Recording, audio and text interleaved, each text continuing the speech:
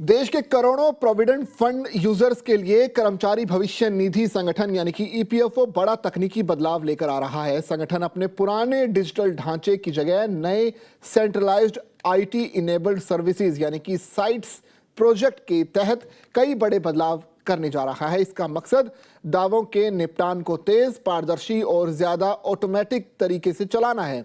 इसके साथ ही ईपीएफओ ने ऑटो सेटलमेंट सुविधा की सीमा 1 लाख रुपए से बढ़ाकर 5 लाख रुपए कर दी है, जिससे पात्र सदस्य बिना लंबी जांच प्रक्रिया के तेजी से अपना पैसा वापस हासिल कर सकते हैं। पहले जहां एक छोटे से काम के लिए आपको अपने रीजनल ऑफिस के चक्कर लगाने पड़ते थे, वहीं अब पूरा सिस्टम एक नेशनल डेटाबेस पर आ गया है। इससे आप देश के किसी भी कोने से पीएफ अकाउंट से जुड़ी अपनी सर्विस रिक्वेस्ट भेज सकते हैं। ईपीएफओ के साइट्स यानी कि centralised IT enabled services project का मकसद ईपीएफओ की सभी सर्विसेज को ऑटोमेट करना है और एक ही सिस्टम पर लाना है। इससे अब कई काम बिना बार बार ऑफिस जाए भी पूरे हो सकेंगे।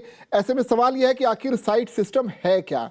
साइट्स का जो पूरा नाम है, जैसा कि हमने पहले बताया, centralised information technology enabled services system है।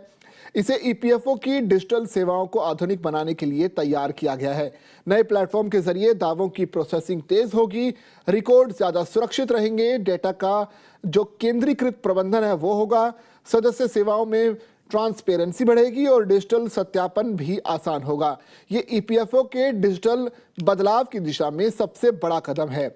नए सिस्टम के लागू होने के बाद करोड़ों कर्मचारियों को कई सुविधाएं मिल सकती हैं। सिस्टम अपग्रेडेशन के दौरान देरी क्यों हो सकती है? क्योंकि जब कोई बड़ा डिजिटल प्लेटफॉर्म बदला जाता है तो शुरुआती चरण में तकनीकी चुनौतियां आना सामान्य बात होती है। सिस्टम माइग्रेशन के दौरान कुछ ऑनलाइन सेवाएं अस्थायी रूप से प्रभावित हो सकती हैं। दावों के निपटान में अतिरिक्त समय भी लग सकता है।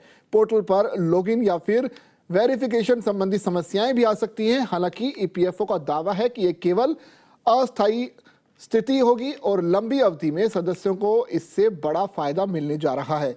देरी से बचने के लिए आपको क्या करना चाहिए? दरअसल एक्सपर्ट्स कहते हैं कि अगर खाताधारक कुछ जरूरी सावधानियां अपनाकर दावों में संभावित देरी से बच सकते हैं। ये काम तुरंत कर लेना चाहिए, क्योंकि इसके लिए आपको पहले तो यूएएन एक्टिव रखें, आधार लिंक और सत्यापित रखें, बैंक अकाउंट यूएएन से लिंक रखें, साथ ही नाम, डेट ऑफ बर्थ और अन्य विवरण अपडेट रखें। केवाईसी को पूरी तरह से सत्यापित रखें, मोबाइल नंबर अपडेट रखें। यदि आप चाहते हैं कि आपका दावा तेजी से निपटे तो ऑनलाइन दावा दाखिल करें। केवाईसी पूरी रखें और आधार और बैंक अकाउंट की जानकारी सही रखें। पात्र श्रेणी में ही दावा करें, क्योंकि दस्तावेजों में कोई गड़बड़ी नहीं होनी चाहिए। सही दस्तावेज और रिकॉर्ड ऑटो सेटलमेंट का लाभ लेने की सबसे महत्वपूर्ण शर्त है। अगर क्लेम के दौरान कोई और जानकारी चाहिए होगी तो ईपीएफओ ऑनलाइन ही जानकारी मांगेगा और आप उसका जवाब भी ऑनलाइन दे सकेंगे। इससे ऑफिस जाने की जरूरत भी अब से खत्म हो जाएगी।